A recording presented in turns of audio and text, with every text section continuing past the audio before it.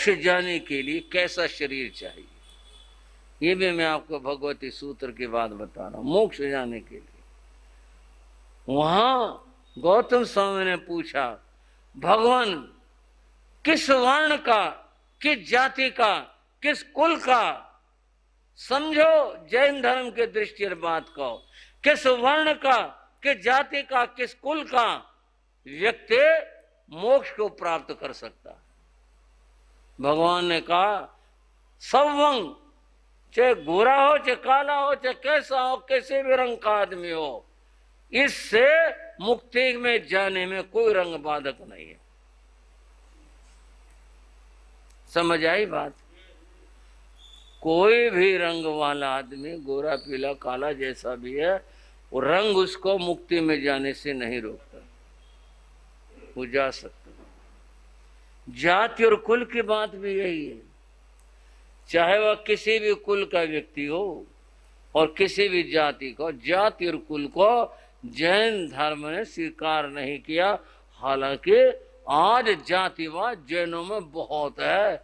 अब मैं यहाँ मंच से ये बात कह रहा हूं, कुछ विचित्र लग रहा होगा, पर तथ्य यह है, जातिवाद खूब से भरा हुआ है।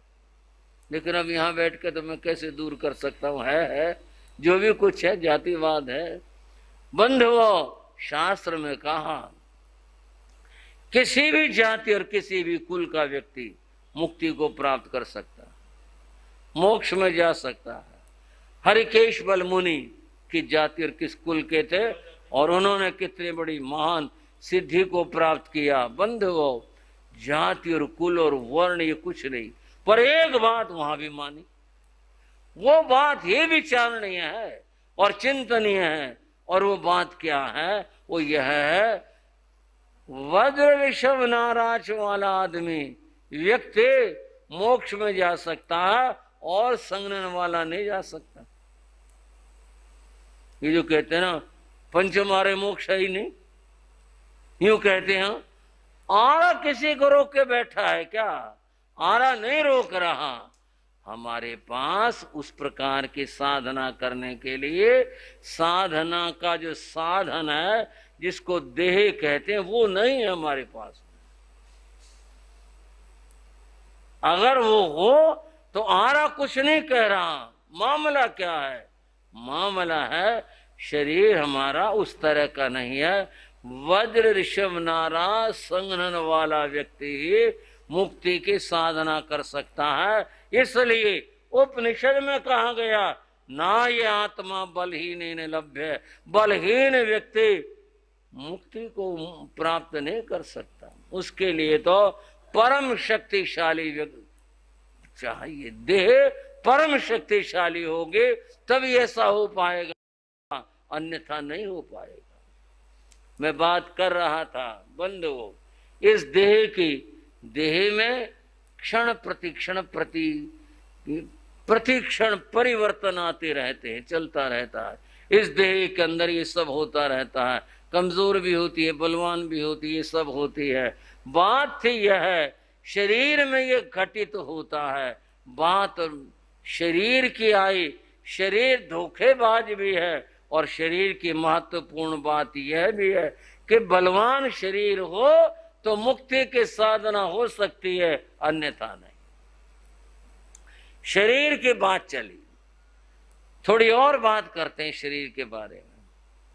कुछ लोग तो जब शरीर की बात करेंगे इसको बड़ा निकृष्ट बताएंगे, जैसे मैंने शरीर की उर्दू में व्याख्या की, ऐसे बहुत निकृष्ट बताएंगे। कुछ कहते हैं भाई ये तो बड़े पुण्यों से प्राप्त होती है देह, तो मानव देह बड़े पुण्यों से प्राप्त होती है। कुछ लोगों का चिंतन और कुछ लोगों का मनन इसी प्रकार से है। आओ इस देह के बारे में कुछ बातें आपको समझाता हूं। एक है स्कंदोपनिषद, वैदिक धर्म शास्त्र है, स्कंद उपनिषद। स्कंद उपनिषद में कहा देहो देवालय प्रोक्त है। बड़ी गजब की पंक्ति कही।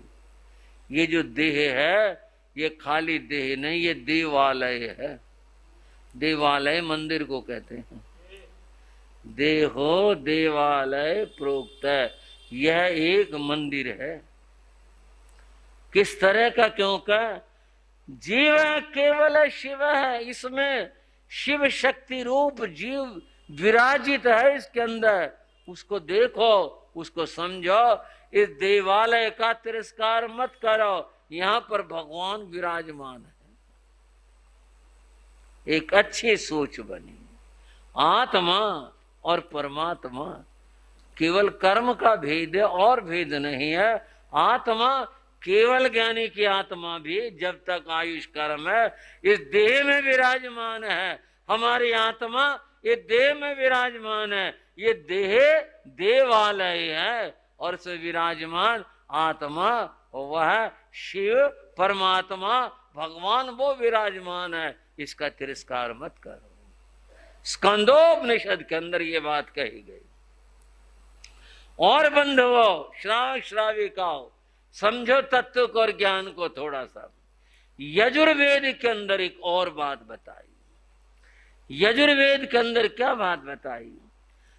सप्ताह ऋषय प्रतिदिना शरीर,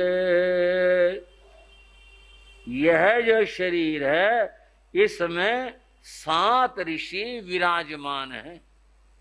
ये यजुर्वेद की बात है। यजुर्वेद में कहा शरीर में 7 ऋषि विराजमान है, प्रत्येक शरीर के अंदर विराजमान है। अब ये तो बड़ी बात होगी, कौन ऋषि विराजमान है? हम तो सोचते हमारी देह है। बंधुओं, वायु कहा 2 नेत्र, जब सम्यक बोध होता है तो ऋषि हैं। 2 कान, 2 नासिका, 1 मुख, ये सप्त ऋषि कहलाते हैं। और कहा सप्त रक्षन्ति सदम प्रमादम, इनके प्रमाद रहित होकर के रक्षा करो। प्रमाद रहित होकर रक्षा करने का अर्थ है इनका सदुपयोग करो। आंखों का, कान का, नासिका का, जिह्वा का, इनका सम्यक उपयोग करो। ये ऋषि हैं, इनकी अवमानना मत करो। गलत देखना अवमानना है, गलत सुनना अवमानना है। सम्यक प्रकार से करो, सम्यक प्रकार से देखो, सम्यक प्रकार से इनका उपयोग करो। बंधु, महात्मा बुद्ध ने शरीर की बात करी। अठीनम नगरम कतम मंस लोहित लेपनम, जथ जराचे मच्चूचे मानो मक्खो ये ओहितो। अठीनम नगरम कतम, अस्थियों हड्डियों का एक नगर है। हाँ जी भाइयों, अपने अपनी सोच है, अपने अपने विचार हैं, सब अपने अपनी तरह बात कहते हैं। महात्मा बुद्ध ने अपनी बात कही और क्या कहा? अठीनम, अस्थियों का, हड्डियों का, नगरम कतम, यह हड्डियों का नगर है। मंस लोहित लेपनम, इसके ऊपर मांस और खून का लेप किया हुआ है। इसके ऊपर ये सारी ढकी हुई हैं। अगर ये लेप ना होना, इतना भयावह, इतना डरावना रूप हो जाए, देखना मुश्किल हो जाए, पास बैठना मुश्किल हो जाए, कठिन हो जाए। एक बार ठहरे हम एक स्कूल में। अच्छा, जो वो कमरा जो दिखाया वो थोड़ा छोटा था। मैं कहा भाई स्कूल है, बड़ा कमरा, बड़ा कमरा नहीं है। साथ वाले भाई चक्कर सा काटे और बोले ये ठीक है जी, इसी में यही ठीक है। माँ भाई ठीक तो है, छोटा है ये, इसमें 2-4 बार भीतर के भाई भी आ जाते हैं, बैठने वाले होते हैं, संतों का आराम भी करना होता है, जरा स्कूल है। और भी एक बोला कमरा तो है जी। माँ फिर क्या बात है, कमरा दी नहीं रही, क्या बात है? फिर वो चुपसा हो गया। माँ भी दे नहीं रहे, कुछ तो बताओ, हाँ ना करो। बोले है तो जी, आप देख लो। माना चलो तू दिखा दे। बोलेगा जी, वो चाबी दे रखी थी स्कूल वालों ने। वो कमरा खोला, वो इतना बड़ा कंकाल उसमें खड़ा कर रखा था। वो साइंस वालों का कमरा था और एक जो कंकाल उसके अंदर हड्डियों का ढांचा, वो पढ़ाने के लिए वो खड़ा हुआ था। बोले जी इसमें ये हो, बताओ कौन बैठेगा और कौन आएगा इसके अंदर। मगा भाई ये बात तो ठीक कही यार, मगर यहाँ तो कोई घुसेगा ना और घुसते एकदम बाहर निकलेगा।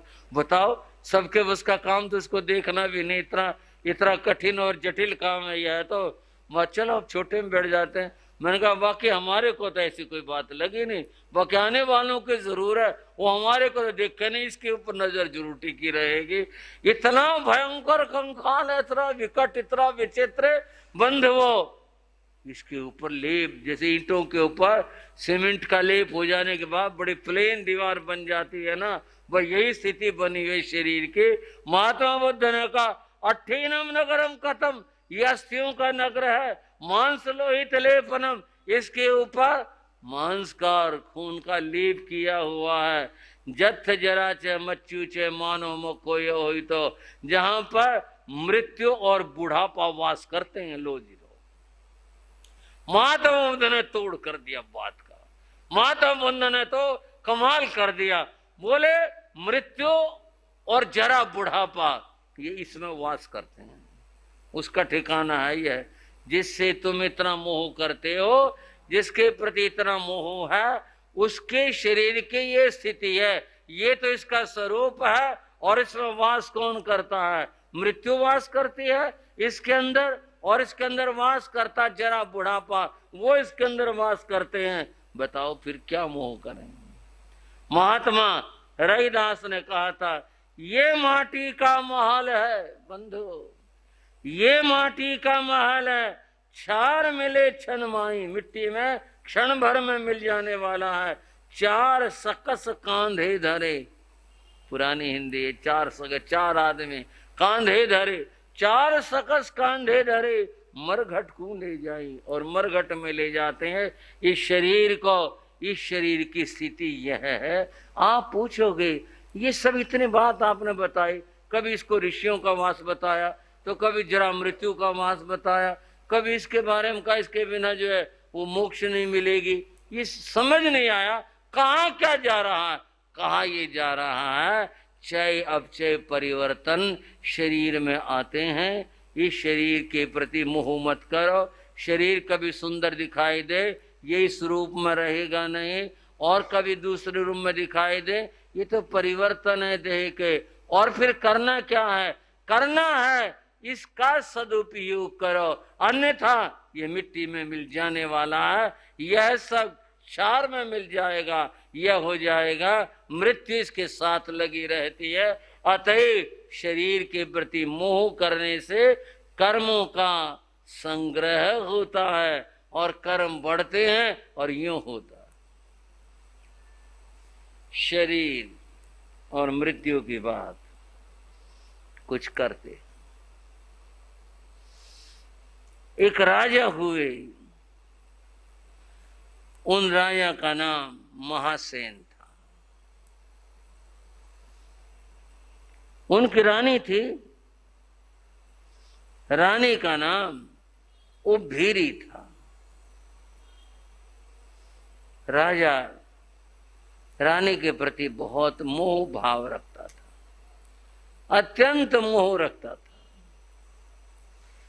और रानियों की उपेक्षा करता था, और रानी उभीरी के प्रति उसका बहुत मोह था।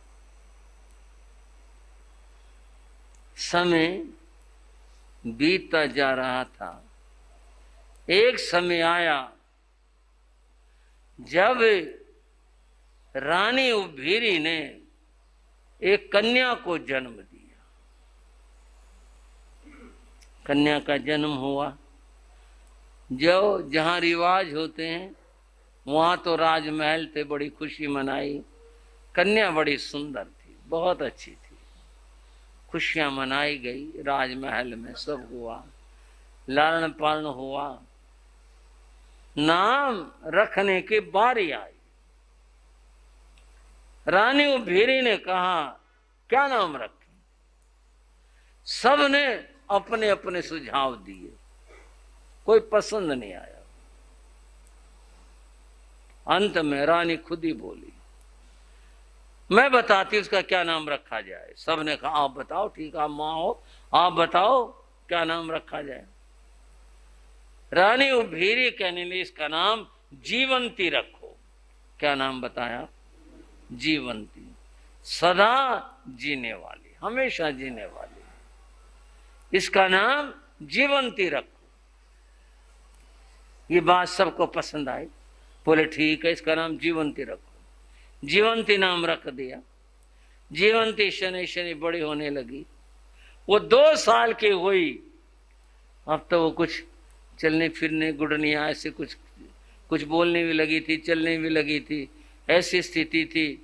लेकिन एक दिन आया जब जीवंती ने अपना नाम झूठा कर दिया, अर्थात जीवंती गुजर गई। रानी उभीरी को बड़ा दुख हुआ, उसको बड़ा मोह था अपने बेटी के प्रति, उसे भारी दुख हुआ, अत्यंत दुख हुआ। उसके आंसू रुके नहीं। पर कोई रोए, कोई कुछ भी करे, संसार का व्यवहार तो संसार का व्यवहार है। कितनी देर उस शव को रखा जा सकता था, सबको पता है। इससे दुर्गंध आनी शुरू हो जाएगी, यहाँ इसका वास होगा तो दूसरे नहीं रह पाएंगे।